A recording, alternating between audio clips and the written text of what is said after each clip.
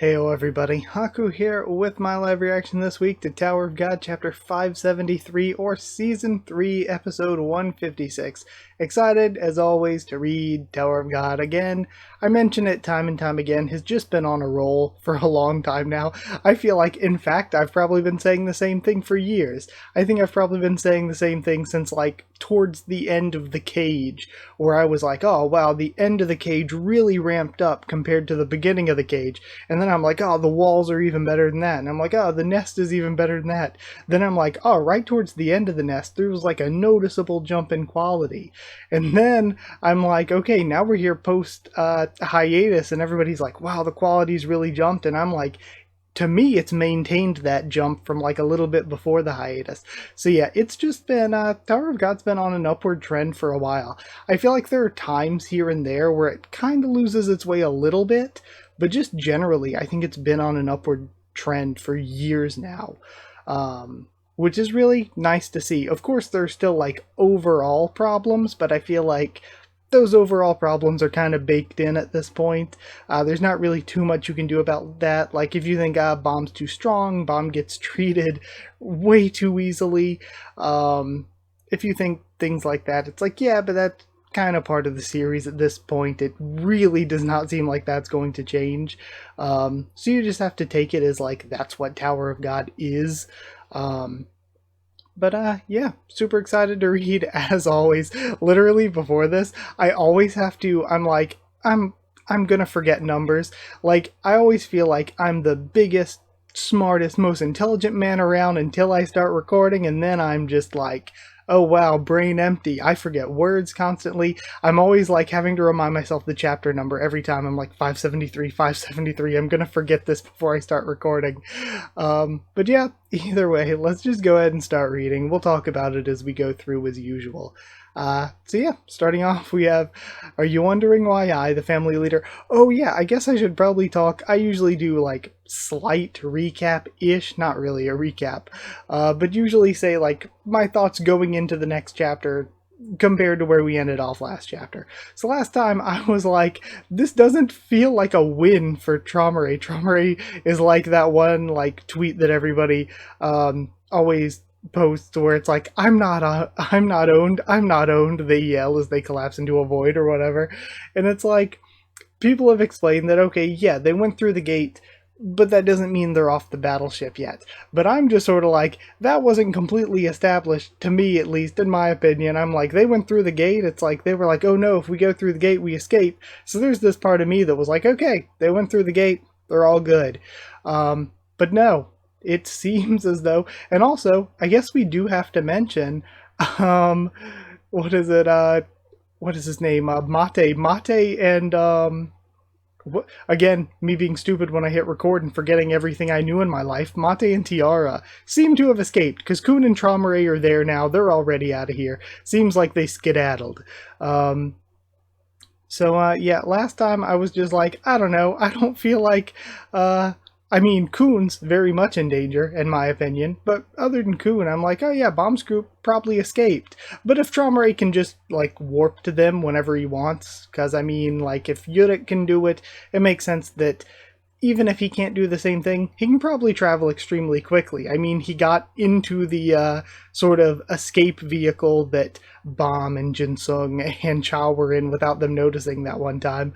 So, I mean, he can just go to where they are. So he's really the only threat that I'm worried about. Like, even the branch leaders, as much as I want to hype up the branch leaders, as much as I want to like the branch leaders, we got Yuri there. And like, I don't know, maybe I'm not the biggest, smartest power scaler out there, but I'm like, I can trust Yuri story-wise. Or like Cha's coming, I can trust Cha. I guess it is sort of a different level, like the 500-ish people, but I feel like Yuri should have gotten stronger since then, compared to the like top 100-ish people, and that's where some of the branch heads could be. But yeah, either way, we'll continue on. I'm excited to see them nonetheless, though. I always like new characters and getting to see new stuff. But we're continuing on with where we left off. Are you wondering why I, the family head, played along with your little game, despite knowing everything from the very start? It's because I enjoy this kind of thing. I'm like an unstoppable force of nature. in order to escape, and like hyping yourself up, saying somebody else saying that about you, like if Kun thought to himself, he's like an unstoppable force of nature, that's one thing, but when you're monologuing it about yourself, oh gosh, it's a different vibe to me. In order to escape from me, you little creatures turn against me, conspire together, lie to me, and sometimes you even fall in love with each other. And I love that he's saying this to Kun when Kun's like, sir, this is a Wendy's. Like, this is like all of Traumare's past trauma. It's all the stuff with Wang Wang coming back, probably stuff with V and Arlen coming back, and he's like taking all of this out on them in the present in a way. But in the end, you can't escape from me. And I like seeing your despair when you realize that. That bastard. Like right now. He's the most twisted person I ever met, and that's what we ended last week on. Season 3, Showdown 5. You have nothing. You didn't win the chess game, and you lost the showdown as well. You never had a chance of winning either from the start. I was already informed long ago about the traitor on this battleship. But if you already knew, then why didn't you just get rid of... There was no reason to. The little creatures gathered on this battleship are like pawns. They can't beat the king. And then, even if they betray me, they're no threat to me at all. And we see the turtle, which is the pawn piece. But, if I pretend not to know about the betrayal and throw them some bait, I can use the traitor's presence on the ship against them. And this is both interesting from the point of view of something that, like, I feel like all of us as fans have been saying for a while, when it's like, once you get into like irregular status, it's like they're so powerful that Traumare really doesn't have to worry or care that much about his people, which makes Gustang's point of view with what he was doing interesting, where Gustang's like, I could just say go to war with Pobedao, or Lopabia rather, with Lopabia if I wanted to, but instead he got a justification for it. He wanted the people, he wanted public opinion to be on his side, because it's like, there's a difference between, you can go it alone if you're an irregular, but it's like, if you lose all the people that you're ruling, or if you lose all the people with you or around you in the process, then what's the point? So it's interesting to see that difference between them, where, you know, Traumare is just straight up like, who cares? They're all pawns. Why should I care? I'm an irregular. But also, from the other point of view, it could be interesting, because this is probably why he's getting betrayed in the first place, this kind of mindset. This is exactly why the people who aren't irregulars, the people who aren't family heads, are like, you know, on the move to do whatever, you know, revolution, team up to take them down. How did Ha Jinsung find out where the ship was and tell everyone? And what are creatures from Pobedao doing on the battleship? The answers become so obvious if there's a traitor on board. It's simply an exchange of goods. He tricked me. He already knew that Ha Jinsung and the traitor were in contact with each other. He used that against them.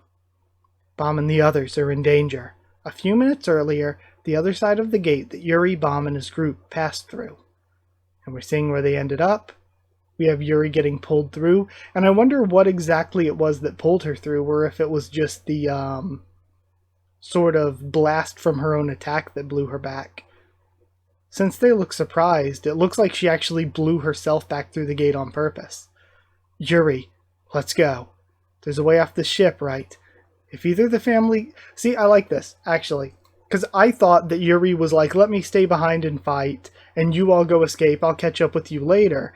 Which is like heroic and all, but I actually think it's heroic and makes Yuri seem a lot smarter and a lot more capable doing things this way, where it's like, not only did she stay back to let them go through first and fight against Tiara so that the Serpent Master can get in and everything, but she also escaped herself, like, immediately after. It wasn't one of those things where I'll catch up with you later, but I'm not gonna care what happens until then. It's like, no, she literally meant, you go first and then I'll be right behind you.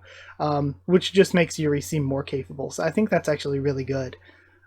If either the family head or that woman comes after us, we'll be in serious trouble. Let's get out of here as quickly as possible. Okay. Sorry. It just makes me want to laugh. The little Serpent Master in the side of the panel there. We have them running down the halls. And they stop. Where is this place? You finally made it. It's that lizard branch leader. Okay, so she thinks the lizard branch leader, so that's what Goruro is. Who are you? My name is Goruro. I'm a branch leader in the Lopobia family. I'm the insider helping you escape. You don't have much time. You'll have to sneak out of here in that submarine. And then we see, get in. We see the same, look at the long ass snoot on it, the nose, the manatee sub. You're the traitor? I'm disappointed in you, Gororo. And we see, that looks, I think last time it maybe looked like a bear, but that just looks like a rattle, a honey badger. I'm disappointed in you, Gororo. Who are those animals? What the? What are you guys doing here? Kirin trusted you so much that he made you the head of the battleship guards. I can't believe you betrayed his trust like this. Okay, so this is confirmation. Grey Wolf branch leader, Lopobia El Baba, which is, that's kind of a little bit of a lame name, but confirmation that they are the Grey Wolf branch leader. So they are the head of Elaine's branch family. And then the Ashen Badger. So it's a honey badger. Ashen Badger, branch leader, Lopobia Umtiti. And then, how did you know? We heard from Kirin. Did you really think that the family head wouldn't find out, just because he stays in his room? The family head already knew that you were the traitor, Kirin, and that you've been working with FUG. What the hell is he up to? So this is interesting. A lot of people were saying that Kirin was a traitor too and working with Gororo, and here Gororo's thinking, Kirin, what's he up to? So that makes it seem like he knew that Kirin knew about him, and he's like wondering what kind of play Kirin's making to have ratted him out. So that's more interesting. Kirin might be doing his own thing here. And then go and destroy the submarine. And we still don't know what in the hell that God, what was his name again? Robodon. We still don't know what he was up to. That's been forever by now. Go and destroy the submarine, and they send their animals in. This is bad. Hurry up and get in the submarine before more troops get here. Got it. Damn it. I wish I could fight them, but if I harm any of the branch heads now, it'll only make things worse, thinks Yuri. Yeah, that would be like an interfamily thing. And then Cha comes in and punches the wolf. What a panel. Cha. And then Gororo rushes in and attacks the badger. Slayer candidate, your master's already escaped, so hurry up and go. Okay. And the serpent master grabs his daughters. And hold on. What is this? A literal turtle. And this is great. It looks like he's pulling them out of the way because the turtle's coming in from below. And then the other branch leaders are here as well. Rack finally gets to meet an actual turtle. It's a trap. Damn it. What are you waiting for? Get in the submarine before you're surrounded. What good will the submarine do? We might as well get in a coffin. A coffin? Gee, isn't that nice? What does that make me, the Undertaker? Exactly. If you're gonna help us, do it right.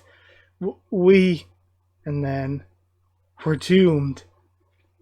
Son of Kun, you act like you know about us, but you don't really know anything. I've never trusted anyone on this battleship, not even my own children. Since I don't trust anyone, I'm never concerned about being betrayed. I mean, yeah, can't be betrayed if you never trust anyone. Good logic. I also love just kind of, like, people have brought it up from the beginning, Traumaray being a bit of a man-child, just how childish all of Traumaray's logic is. I kind of love it. Don't get cocky. Damn it. To us, you little creatures, are nothing. Regulars, get in the submarine first. And they're running in. We'll clear a path for you. And then, Cha's still fighting the wolf. Primal punch. Lethal move. Tairim. Oh, and Tairim is what he used before when he fought, when, I don't think it was his final move against, Kendrick? I know he used it against Kendrick, but I don't remember if that was the final move or if that was just something that he used earlier in the fight. But he's using Tairim again. And I actually kind of like the way Gororo is, like, dodging around and using kicks to attack. But it'd be interesting to get to see him use his lizard as well. Oh, you're really starting to get on my nerves. Literally, I just said it, and he has lizards coming from his mouth. And he sends out a bunch of them. Divine Sea Animal, or Shinwei Shinheo, a six-legged lizard. And then they all climb all over the badger. And then Bong Bong Driver comes in, Kun and Dorsey. Bomb, we're in serious trouble. The family had already, so she made it in and grabbed him while Tromare was there. Kun, below you, watch out. And then the turtle's coming in. And then is Rak gonna do something? We need Rak and Turtle, like, you know, interactions. Move, and they dodge out of the way. Andrasi, get the bong bong. They literally said, get the bong bong. Okay. And then, is this a trident coming in? Oh yeah, the one did have a trident. And it's going straight for Kun. And then, that son of a Kun turtle. Oh? And what is it hitting? Is it hitting the walkway? Shit, I'm gonna die. And we have something coming from his lighthouse, and we cut away, dang it. On the battleship. Still, okay, we cut away. I can't tell if it's hitting the ground by him, because it looks like it didn't hit Kun himself. I don't know. It looks like it's not hitting his lighthouse. At first I thought it was his lighthouse getting hit, but now it looks like the ground, so they might be trying to collapse it under him to send him falling. But I mean, he could just catch himself with his lighthouse. I mean, I feel like he can do that. We've seen people flying on lighthouses before, even Kun, I think. Plus, I mean, Bomb can, like, fly. Bomb could grab him, you know, not that difficult for Bomb. On the battleship, the floating garden next to the hotel. Okay, the floating garden by the hotel, is this potentially the same garden where Wang Wang and Nen Nen, I think they even had Doom with them at one point, were back in that flashback. Like when like we saw them there multiple times, but including the time when Nen Nen talked to Yasracha about the flower stuff. Tiara, okay? Are you really going to run away like this? I'm not sure who's helping them, but it won't be easy to get off this battleship. We still have nearly naked Mate running with the staff still in that, like, position that he holds it. It's just hilarious that he's running like this. It's so awkward. It's funny. It feels like we're handing them over to Lopobia. It's an order from the family head. What? If it becomes too difficult to secure the target, we're to ensure that the nitpicker and the target are together. As for us, he said we should escape or use the escape route to get out of here. Oh! To make sure that Kun is with the target. Did he do something? Because we saw Kun's lighthouse lighting up. Did he do something to Kun's lighthouse? Is that a warp drive? Or did he rig it to... explode's probably not a good idea. But imagine if he did something... Like, of course he could warp himself or other people there, but I also find it hilarious. It would be so funny if he put a warp drive in it that would just warp them to him. So, like, just make sure Kun's by Bomb, and then he just warps them to him, and Traumary's just sitting there in the hotel, just hand on his face like, oh no. Like, that would be funny as well. As for us, he said we should use the escape route to get out of here. I'm sure the target went to the same place as the nitpicker. So let's just focus on getting out of here for now. I bet this all. Okay, no, and it's actually coming in towards him. Okay, so it isn't hitting anything, it's just causing a crack in the shield he's making with his lighthouse. Okay. Was part of the family head's plan. And then we see whatever's going on with the lighthouse. What the hell? What's coming from the lighthouse? It's some kind of light. And then... we have, okay, the gloved hand. You know who the gloved hand has to be. Okay. So, I think I was right with him using Kun's lighthouse to warp himself. Because we've seen Kun use his lighthouse to warp things before. And the trident starts to crumble.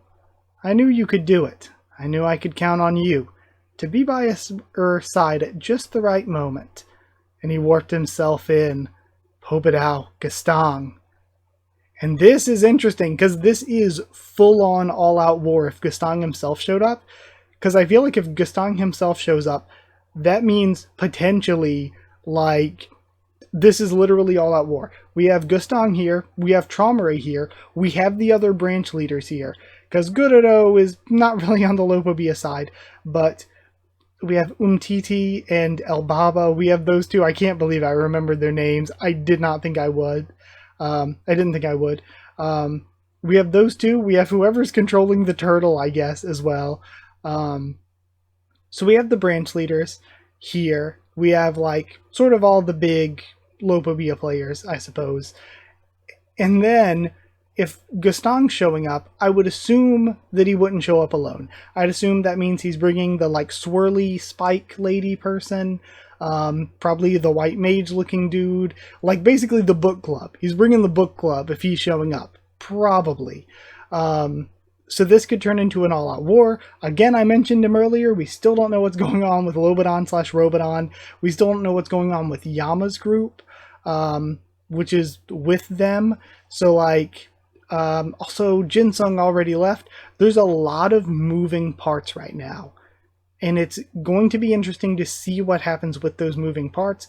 Because just like Traumerei wants Bomb, Gustang probably also doesn't want to let Bomb just leave. He also wants Bomb for something.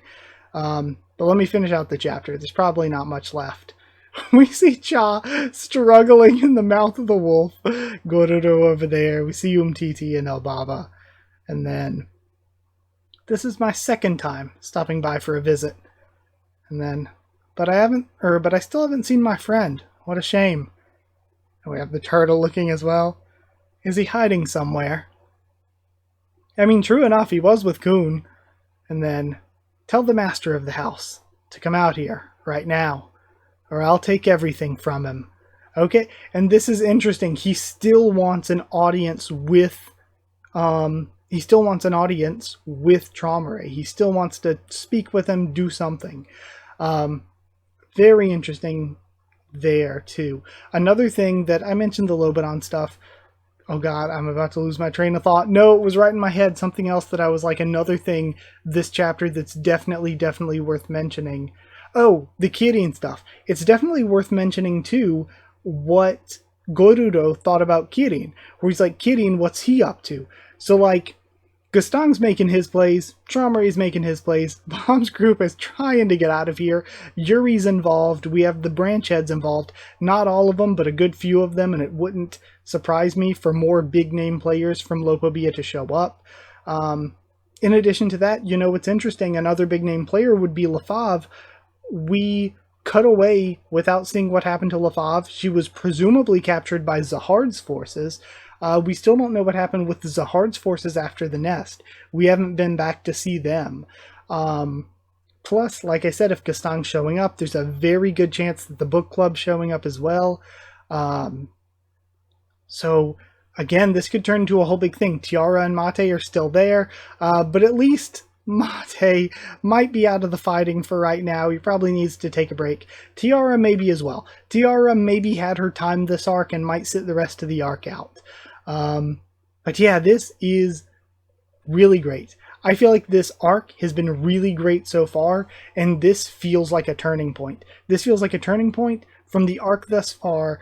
It's like we got the build-up out of the way. We got this one body of content out of the way, and now it's breaking down into a full fight. And I feel like we're going to see a lot of this full fight between the Popodao and the Lopobia. Don't know how Lobodon's going to play into it. Don't know how Yama's group's going to play into it. But the fact that we have cut back to them and seen them a couple of times makes me think, like, the group that left with Sophia. We haven't really seen them again. I don't really necessarily have reason to believe they're getting involved, other than the fact that it'd be nice if Elaine was involved. But if not, oh well, Siu's choice. But other than that, I have no reason to think they'll be involved. But the fact that Lobodon was doing something seemingly important, and the fact that we have seen Yama, Karaka, we've seen them, we've cut to them a couple of times, not much, but the fact that we've cut to them at all to keep them in our minds makes me think, okay, they're playing some sort of important role. Again, if Traumerei gets taken down here, I said before, my thoughts and predictions, again, you all are like months ahead of me, so don't spoil me if anything is right or wrong. Probably wrong, more likely wrong, because I made these predictions months ago myself. So months ago, I was like, if Traumerei gets taken down, I feel like Yama has to be involved somewhat, because that's the entire story. Like, Yama's mother and father were killed by the guy, and the third part of that trio was Yusracha, who also is taking a while to die, but also basically was killed by Traumerei. So they were all killed, and Yama's the one who's sort of carrying on their will. He's the slayer that's supposed to be set up to take down Traumerei. He's been gathering the three parts of the, thorn, or the fang that lets him resist, and gives him sort of special powers outside of that of a normal tower inhabitant. So, like, with all of that going on, it feels like Yama has to be important. And my prediction was, if things come to blows here, if things get into a war between Traumerei and Gastang, I feel like it makes more sense story-wise to me for Gastang to die, but, like, characters don't just die for no reason. When a big character dies, it's to move the story forward in some way. I think what could happen, or what the big thing could be, Gastang could die, but in exchange, story-wise, for Gastang dying, Eurasia N could be freed and released, or it could be both. It could be he dies, but Eurasia N gets released, or it could be he dies, but he spreads the real truth of the tower, to the people, to the inhabitants. So it's like he dies, but in doing so, he sets off this huge wave where he, does what he said to Kun at the beginning of this arc, of spreading the word of the real history.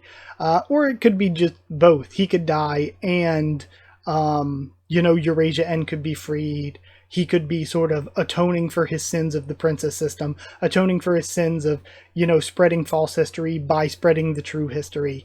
I feel like it makes more sense to me for Gastang to die, but for Gastang to die in exchange for these huge sweeping waves of things like N being released, or even bigger, the true history being revealed. And because those things are so sort of close and personal and central to Gastang as a character, it could be a sort of like atonement for him in death. I just think that makes more sense than Traumerei getting taken out by Gastang, because Traumerei getting taken out by Gastang would just make Traumerei feel like a stepping stone for Gastang as a character, which isn't like impossible or whatever, but it would also feel like a waste of Yama's story thus far. But again, we'll just have to see how things go. Those are kind of some thoughts, predictions, general story analysis I have for what I think could potentially happen in the future. But again, there's just so many interesting and different things happening right now that it's very hard to say. But yeah, I'll go ahead and end this here. Thank you so much for watching it, sticking through this reaction with me. Thank you so much. Like if you did like the video, comment down there too. Tell me what you thought of this chapter, my first thoughts and reaction to it. Subscribe for more Tower of God, much more on the channel. Follow on Twitter if you want to. We can talk there. I mean, Twitter's kind of a mess right now, ain't it? Hasn't it always been in a way?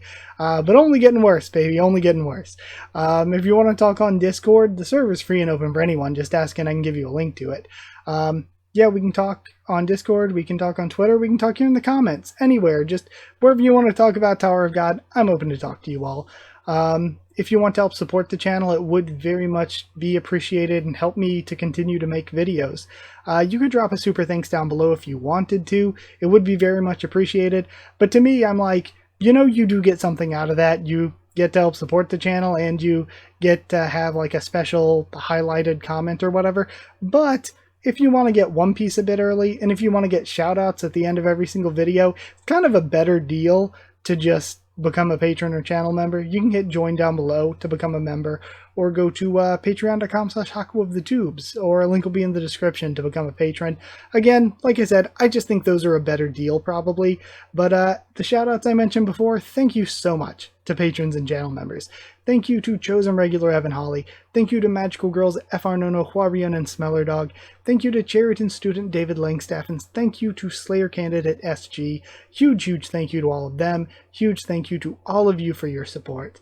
Yeah, for watching, for everything, thank you so much, and I'll see you all next time.